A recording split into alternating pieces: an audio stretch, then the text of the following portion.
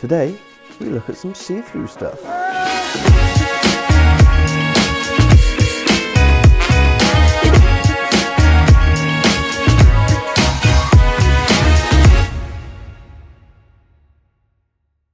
Hello, today we're looking at the different options for glazing your models.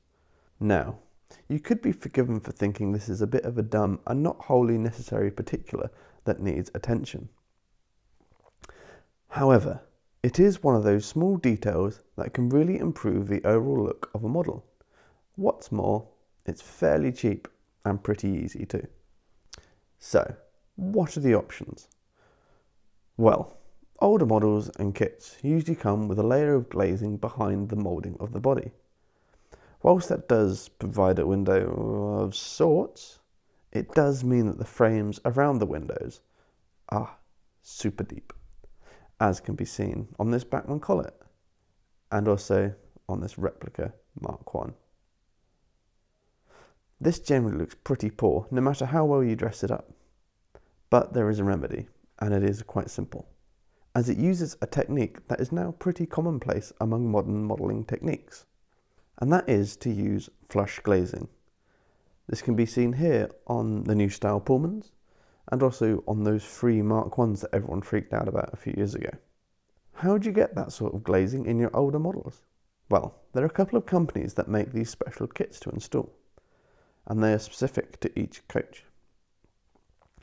I have these two kits.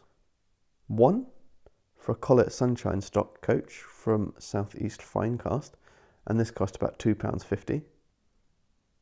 And this one for a GWR Auto Coach by Shoreplan, which cost £9. I'm going to be using the Southeast Finecast ones for this video. Installing them is pretty simple. You find the window that you're after,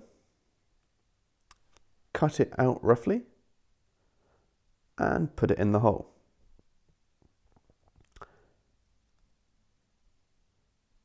It should sort of pop in, but sometimes it does require a little bit more fettling to get in, like using a file or something just around the edge just to get rid of any residual paint or anything. So once it's popped in, you can put the glue around the outside, making sure not to get it on the visible window itself. The glue I've used here is from Deluxe Materials and is called Glaze. It's great in the fact that as it dries, it doesn't cause the see-through plastic to fog up like they would if you're using, say, poly cement or superglue. This glue and glaze can then further be used in the smaller windows, as the flush glazing in the kit is a bit fiddly when you get too small, and the glue and glaze can actually be used to create the glazing. Just put it around the outside of the frame and pull it across.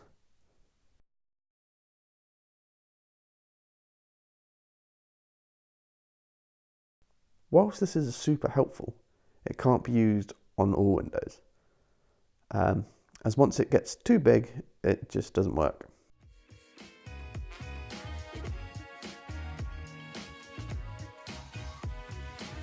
As you can see here, it takes about an hour to fully reglaze the coach, and it isn't hugely challenging and is totally worthwhile.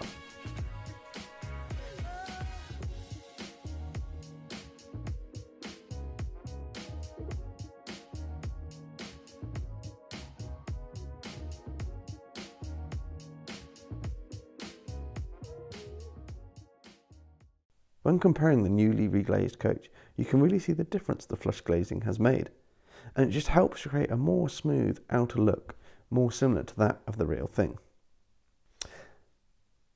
As we now come to the end of this video, that leaves just the one matter to be resolved, and that is the count. And that today stands at...